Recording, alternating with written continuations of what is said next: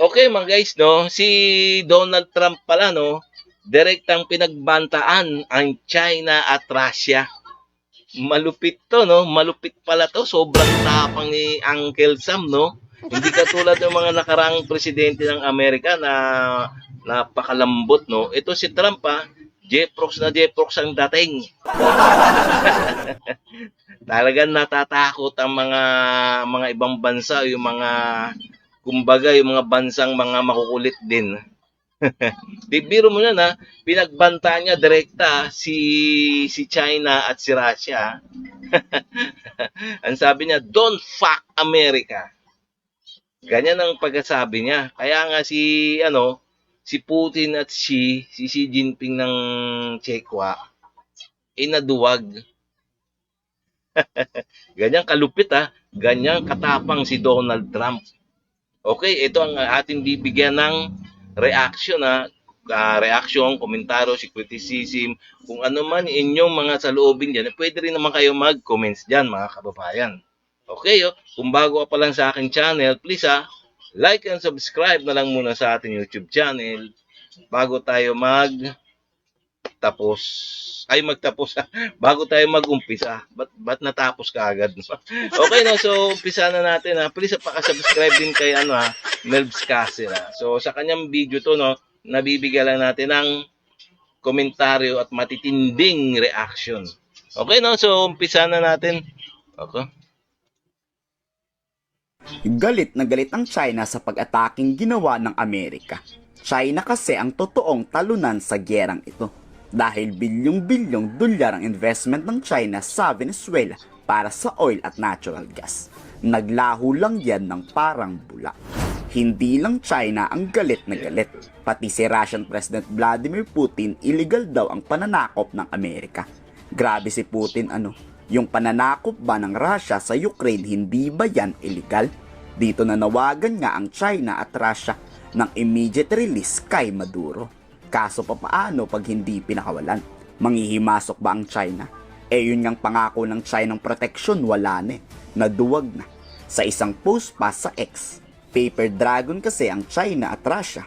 Puro yabang lang at alam yan ng US na walang... Oo nga naman, tingnan nyo naman yung nangyari sa Venezuela Si Donald Trump, kinuha niya mismo sa bansa ng Venezuela yung presidente ng Venezuela na si Maduro. Tapos ang mga military equipment o military hardware na gamit ng Venezuela ay galing sa Russia at galing sa China. So ano nangyari? Dapat talaga kaalyado talaga dapat to ng China at Russia itong Venezuela. Pero ano nangyari? Naduwag. Naduwag si Putin at si Xi Jinping. Kanino? Kay Uncle Sam. Kay Donald Trump sa Amerika. Tingnan wala man lamang silang sinabi o wala man lamang hindi malaman tumulong, di ba? Hindi tumulong sige. Kasi nga nabahag ang buntot. Ayan, ganyan. Ganyang kaduwag ang bansang China at Russia. Kumbaga tinatawag sila sa buong mundo na paper tiger.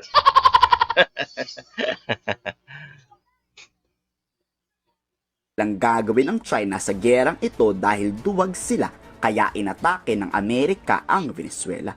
Venezuela nga ang pinakamayabang bansa pagdating sa oil o langis. Pero bakit hirap na hirap ang mga Venezuelan sa pamumuhay? Sobrang taas ng inflation at mga bilihin, sobrang taas ng poverty rate o kahirapan dahil imbes na Venezuelan ang makinabang sa oil at gas, China ang nakikinabang dyan. China na pupunta ang lahat ng yaman ng Venezuela. Ayun naman pala Kaya pala yung bansang Venezuela mahirap, di ba? Gayon naman pala ang istorya niya. Na kinakamkam ng mga incheck ni Xi Jinping yung kayamanan, yung oil and gas ng Venezuela. Yun naman pala. Kaya pala. So ngayon, ano mangyayari ngayon? Sakop na ng Amerika ang Venezuela. Wala na. Iyak. sigurado iyak to si Xi Jinping. Dahil nga sa sabwatan ni Maduro at Xi Jinping. Yan ang nilinaw ni US Secretary of State Marco Rubio. Ngayon, tuwan-tuwa ang mga Venezuelan dahil napatalsik nga sa pwesto ang diktador na nagpapahirap sa... We don't need Venezuela's oil. We have plenty of oil in the United States. What we're not going to allow is for the oil industry in Venezuela to be controlled by adversaries of the United States. You have to understand, why does China need their oil? Why does Russia need their oil? Why does Iran need their oil?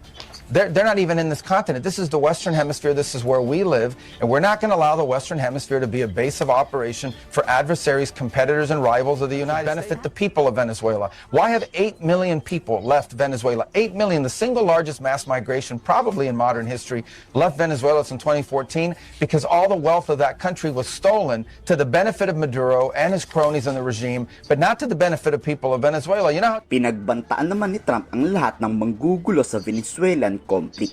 Makakatingin kayo sa Amerika pag nakisali kayo. Patama yan sa China at Russia. Wala tuloy magawa ang China kundi kondinahin na lang si Trump. Walang aksyong ginagawa ang China. Paratang tuloy ng Foreign Minister Secretary ng China. Wala raw karapatan ang US na illegal arestuhin si Maduro. Hindi daw pulis ang Amerika. At hindi daw judge para akusahan si Madurong drug lord. Aba, parang naging protector pa ng droga ang China, no? We never believed that any country could act as the So, world's tingnan niyo naman tingnan mo yung itong bansang China, hanggang kondena na lang sila, no? Hanggang kondena na lang. Hindi sila tumulong na hindi nga sila tumulong na makipaggera sa Amerika sa Venezuela kasi yung mga gamit nila nanggaling yung gamit ng military hardware ng Venezuela galing sa China. Pero ito, hindi man lang tumulong tong bansang China, no? Kasi nga alam nila na ang kanilang binenta sa Venezuela mga made in China ba. kaya wala rin kaya siguro wala ring tiwala tong China na dun sa mga gamit ng Venezuelan kasi nga sa kanila gamit yun na mga palpak. Kaya ang nangyari, nagkukondena na lang sila. police, nor do we accept that any country can claim to be an international judge. The sovereignty and security of all countries should be fully protected by international law. China has always opposed the use or threat of force in international relations and opposes imposing one country's will on another. China is willing to work together with the international community to firmly uphold the UN Charter, safeguard the bottom line of international morality, uphold the sovereign equality of all countries, jointly maintain world peace and development, and jointly promote the building of a community with a shared future for mankind. Kapal din talaga ng China magsabing huwag gamitin ang dahas. Kayo nga anong ginagawa nyo sa water cannon sa West Philippines? Hindi ba dahas yan? Pasabi-sabi pa kayong irespeto ang international law. Hindi nyo nga nire-respeto ang karapatan ng Pilipino mangisda sa teritoryo namin. Tama. Amerika hindi nyo kayang bulihin. Yung may hinang bansa lang tulad ng Pilipinas ang kaya nyong kalabanin. Patawa tong China, no? Kayo, anong masasabi nyo sa balitang ito? I-komento sa baba inyong salopin. Ayan, tingnan nyo mga kababayan Talagang itong China. Kabaliktaran, no? Puro kondena, samantalang yung ginagawa nila hindi ba karahasan yun? Huwag idaan sa karahasan yun. Ay sila nga nambubuli sa West Philippines Kaya nga itong mga China na to, ito si Xi Jinping duwag kay Donald Trump. Kaya hanggang bunganga na lang sila puro bunganga na lang si Xi Jinping. Samantalang sa kanilang gamit yon, kumbaga kaalyado na lang Venezuela, bakit di niya tulungan na makipaggera? Ibig sabihin, naduduwag si Xi Jinping.